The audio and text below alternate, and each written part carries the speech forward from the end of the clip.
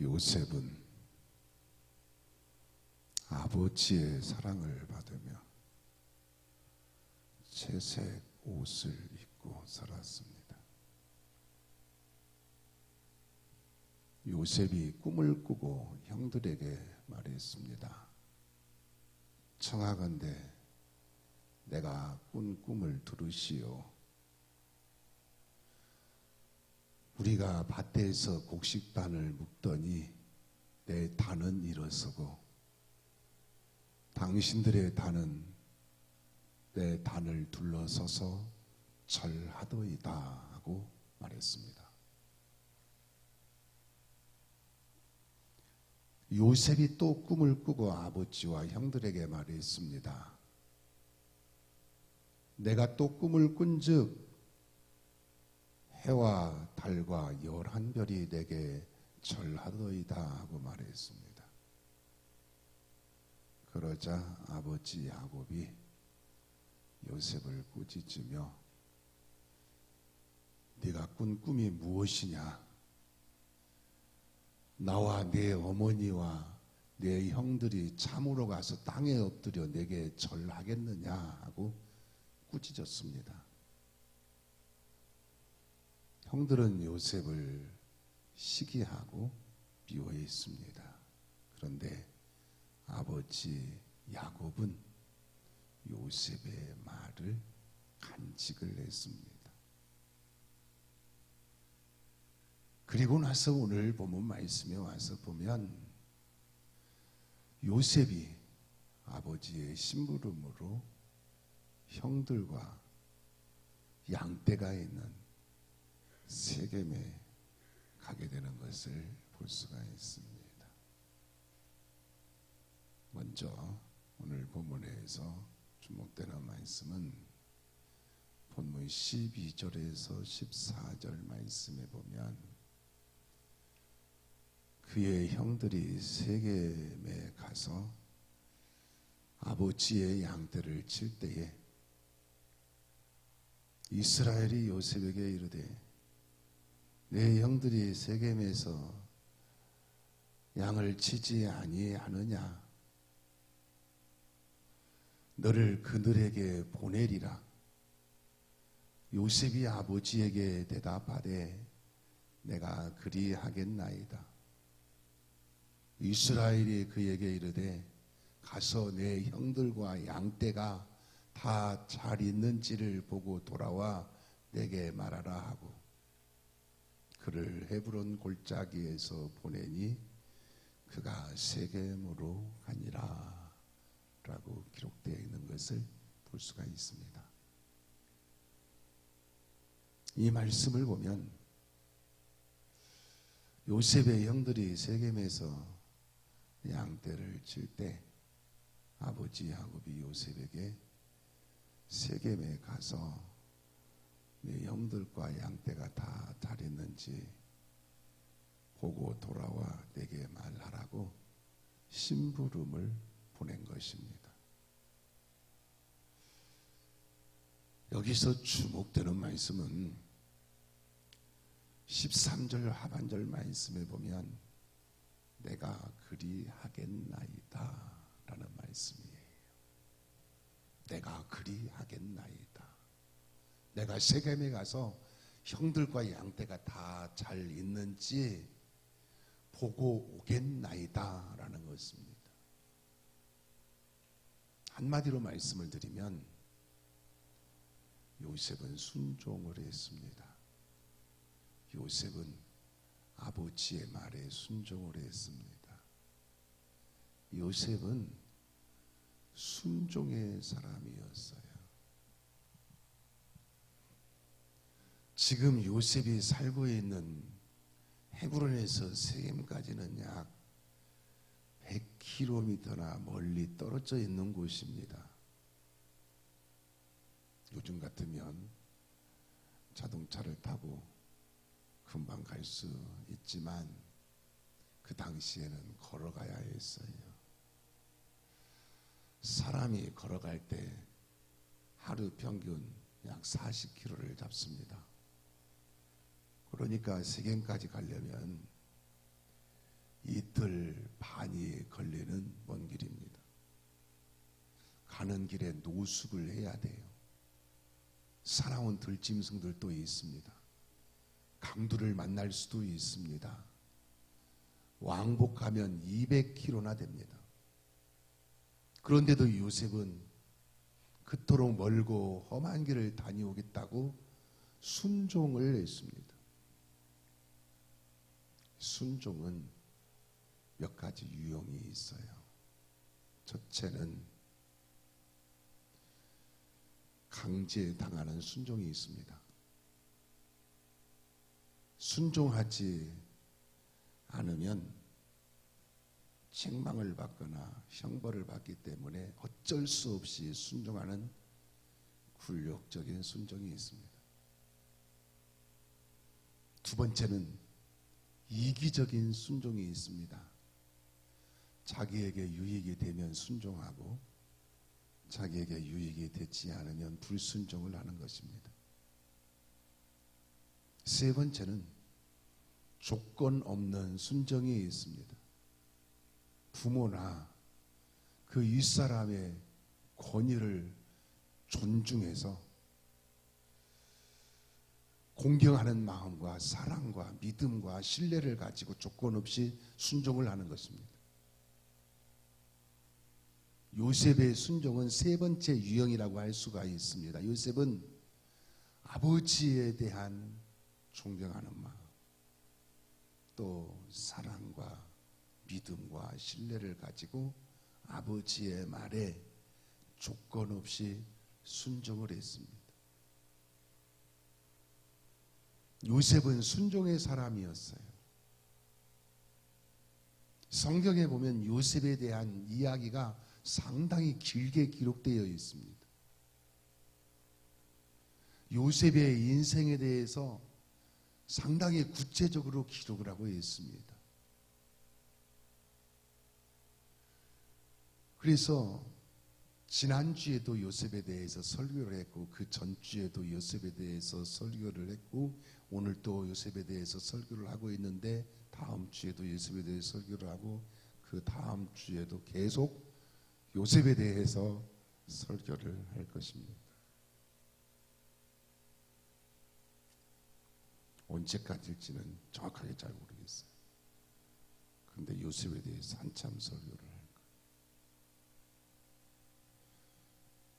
한마디로 말씀을 드리면 요셉은 축복받은 사람 아닙니까? 애굽의 총리가 됐잖아요. 엄청 크게 축복받은 사람이죠. 그래서 요셉은 여러 가지 좋은 특징들을 많이 가지고 있어요.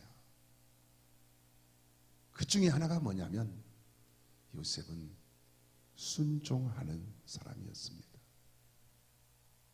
집에서는 아버지의 말에 순종을 해서 아버지의 사랑을 받고 채색 옷을 입고 살고 또 세겜까지 심부름을 보내는데도 순종을 하고 있는 것을 볼 수가 있습니다.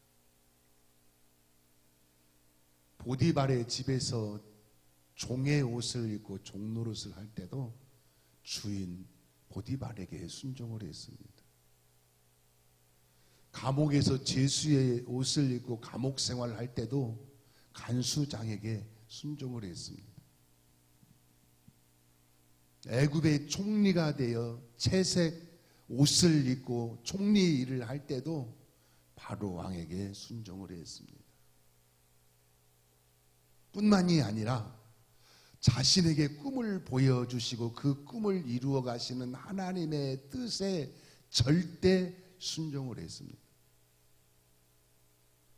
순종하는 사람이 권위자에게 인정받고 신뢰를 얻게 됩니다.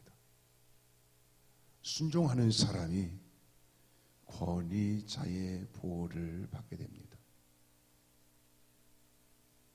요셉은 순종하여 아버지에게 사랑을 받고 보디발과 간수장과 바로 왕에게 인정을 받고 보호를 받았습니다. 무엇보다도 하나님의 축복받는 사람이 되었습니다.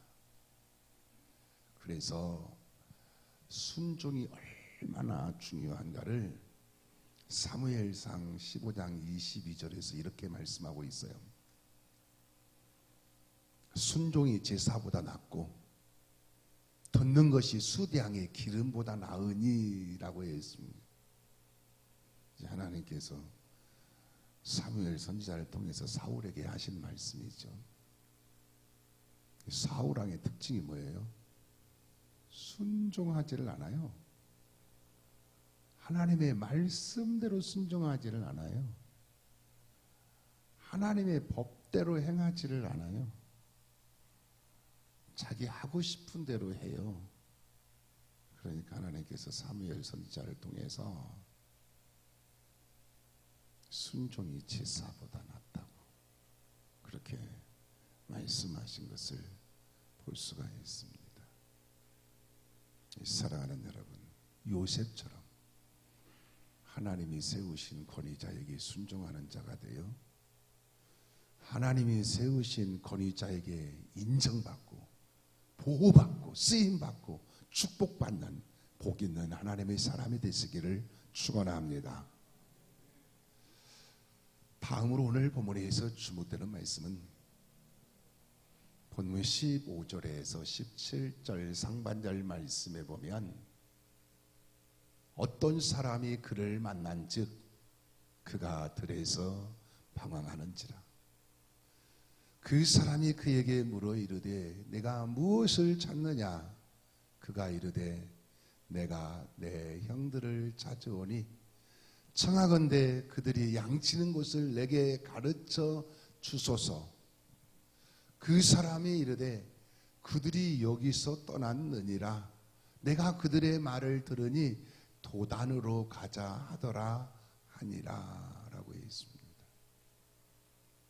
이 말씀을 보면 요셉이 세겜에 있는 형들에게 갔는데 형들이 세겜에 없었습니다. 그때 어떤 사람을 만났는데 그 사람이 요셉에게 형들이 도단으로 갔다고 알려주었습니다. 여기서 주목해 보고자 하는 말씀은 16절 하반절 말씀에 보면 내게 가르쳐 주소서라는 말씀이 있어요. 내게 가르쳐 주소서. 요셉이 세겜에서 만난 사람에게 형들이 양치는 곳을 가르쳐 달라고 말을 한 것입니다. 요셉이 세겜에서 만난 사람에게 도움을 요청한 거예요. 만약에 요셉이 세겜에서 만난 사람에게 도움을 요청하지 않고 스스로 형들을 찾으려고 했다면 어떻게 되었을까요? 찾지 못했을 것입니다.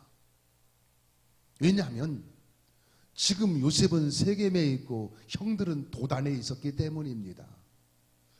세겜에서 도단까지는 또 100km가 떨어져 있습니다.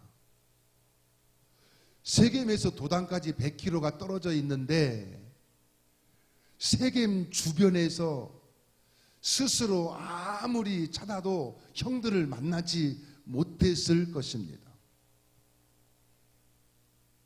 그런데 세겜에서 만난 사람에게 도움을 요청해서 도움을 받았더니 100km나 떨어져 있는 형들을 만나게 된 것입니다. 사람은 스스로 찾고 스스로 노력하고 스스로의 힘으로 하는 일이 한계가 있습니다. 사람이 스스로 열심히 살고 노력하고 최선을 다해야 되죠. 그런데 그것만 가지고는 사람이 한계가 있습니다. 그래서 학생들은 선생님들에게 배우는 것이고 성도들은 목회자에게 배우는 것이고 초보자는 전문가에게 배우는 것 아니겠습니까? 고수에게 배우라라는 말이 있어요. 저는 이 말에 공감을 합니다. 그리고 이 말을 상당히 좋아합니다. 고수에게 배우라. 사람이 스스로 터득해 가면서 살려고 하면 시간이 많이 걸려요. 또 많은 시행착오와 실패라는 과정을 겪게 돼요. 그런데 고수에게 배우면 짧은 기간 동안에 고수의 수준에 이르게 되고 시행착오와 실패를 최소화하게 됩니다. 위에 학생들이 선생님에게 배우고 또 더 나아가서 과외 수업까지 합니까? 고수에게 배우려고 그러는 거예요. 왜 운동하는 사람들이나 예술하는 사람들이 레슨을 받습니까? 고수에게 배우려고 그러는 것입니다. 성공자의 길을 가려면 고수에게 배워야 합니다. 고수를 따라다니면서라도 배워야 돼요. 고수에게 대가를 지불하면서라도 배워야 됩니다.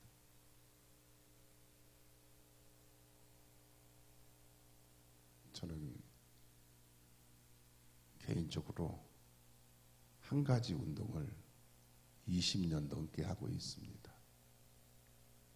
설교 시간에 제 이야기를 하는 것은 그렇게 바람직하지 않은데 또 말씀을 좀 잘 이해를 돕도록 하기 위해서 그냥 제 이야기를 하면 성도들이 더 빨리 이해가 되시더라고요.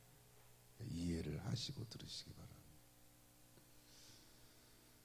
한 가지 운동을 20년 넘게 했으면은 이제 그 분야에 있어서 어느 정도 수준에 올라 있어야 되잖아요. 그런데 처음부터 지금까지 고수에게 배우지 않고 제 스스로 터득하면서 운동을 해왔습니다. 그러다 보니까 어느 시점부터 한계에 부딪혔습니다. 그냥 동네에서 운동할 때는 그런 대로 할 만합니다. 그런데 전국 대회에 나가면 많이 부족한 것을 제가 스스로 느끼게 됩니다. 운동 수준이 A급이 되지 못하고 계속 B급에 머물러 있습니다. 완전 B급은 아니고 B 플러스 정도 됩니다. B 플러스는 조금 하는 겁니다. B 플러스 정도 돼요. 그래서 제가 얼마 전부터 고민을 했습니다. 이제라도 고수에게 레슨을 받아야 하나 하고 고민을 많이 했어요. 그런데 한편으로는 이제 이 나이에 내가 운동을 앞으로 하면 얼마나 한다고 무슨 레슨까지 받나 하고서 망설였습니다. 그런데 아무리 생각해도 내가 앞으로 운동을 언제까지 할지는 모르겠지만 나 스스로의 발전이 필요하다. 지금 어느 한계점에 부딪혀 있는데 여기를 좀 극복해 나갈 수 있는 그러한 나 스스로의 발전이 필요하다. 그렇게 생각을 했습니다. 그래서 얼마 전부터 우리나라 전국대회에서 계속 우승하고 있는 최고 고수에게 레슨을 받기를 시작했습니다. 레슨을 받으면서 이런 생각이 듭니다. 진즉 좀 더 일찍 아니면 처음에 시작할 때부터 고수에게 레슨을 받았다면 얼마나 좋았을까 하는 생각을 해봅니다. 또 레슨비가 문제였습니다. 그래서 사모에게 레슨비를 지원해 달라고 했습니다. 그랬더니 살림살이도 빠듯하다고 못 해준다. 그래가지고 제 용돈 아껴서 레슨을 받습니다. 제가 지금 해도 젊은 사람들 어떻게 따라갈 수가 있겠어요? 그런데 분명한 것은 내 스스로는 발전이 있게 될 것입니다. 인생도 신앙생활도 그렇습니다. 내가 스스로 터득해 가려고 하면 시간이 너무 많이 걸려요. 또 많은 시행착오와 실패를 그 과정을 겪어야 되고, 그리고 또 한계점에 다다르게 되는 것입니다. 인생의 고수, 신앙의 고수에게 배워야 합니다. 인생의 고수, 인생의 성공가, 또 인생의 어떤 분야의 전문가, 그러한 최고의 고수에게 내가 내 인생을 배워야 내 인생도 그 사람처럼 성공자가 되는 것입니다. 신앙생활도 그렇습니다. 신앙생활도 아무에게도 배우지 않고 내 나름대로 생각 가지고 내 나름대로 터득해 가면서 신앙생활을 하면 그 신앙 성장 속도가 상당히 더딥니다. 그리고 그 신앙이 바르게 성장한다는 보장도 없습니다. 그런데 신앙의 고수에게 신앙을 잘 배워놓으면 빠르게 건강한 신앙으로 이렇게 성장이 되어지는 것입니다. 인생의 고수, 신앙의 고수에게 내가 배우게 되면 나중에 가서 나도 인생의 고수, 신앙의 고수가 되는 것입니다. 그래서 욥기 8장 8절 말씀에 보면 청하건대 너는 옛 시대의 사람에게 물으며 조상들의 터득한 일을 배울지어다 라고 했습니다. 옛 시대의 사람에게 물으라고 했어요. 조상들이 터득한 일을 배우라고 했습니다. 먼저 터득한 사람, 먼저 깨달은 사람, 먼저 알고 있는 사람, 먼저 습득하고 있는 사람에게 물어서 배우라는 말씀. 무엇보다도 우리는 하나님께 묻고 하나님께 배우고 하나님의 도우심을 구해야 합니다. 시편 121편 1절에서 2절 말씀에 보면 내가 산을 향하여 눈을 들리라. 나의 도움이 어디서 올까? 나의 도움은 천지를 지으신 여호와에게서로다 라고 했습니다. 최고의 고수는 하나님이십니다. 하나님께 물어야 합니다. 하나님께 배워야 합니다. 하나님의 도우심을 구해야 합니다. 그러므로 사랑하는 여러분, 하나님께 묻고 하나님께 배우고 하나님께 도움을 청하여 인생의 고수, 신앙의 고수가 되는 복 있는 성도가 되시기를 축원합니다. 더 나아가서 오늘 본문에서 주목되는 말씀은 17절 하반절 말씀에 보면 요셉이 그의 형들의 뒤를 따라가서 도단에서 그들을 만나니라 라고 했습니다. 이 말씀을 보면 요셉이 형들의 뒤를 따라갔어요. 그래서 결국 도단에서 형들을 만났습니다. 여기서 주목해 보고자 하는 말씀은 그들을 만나니라 라는 말씀이에요. 요셉이 형들과 양떼를 만났다는 말씀이에요.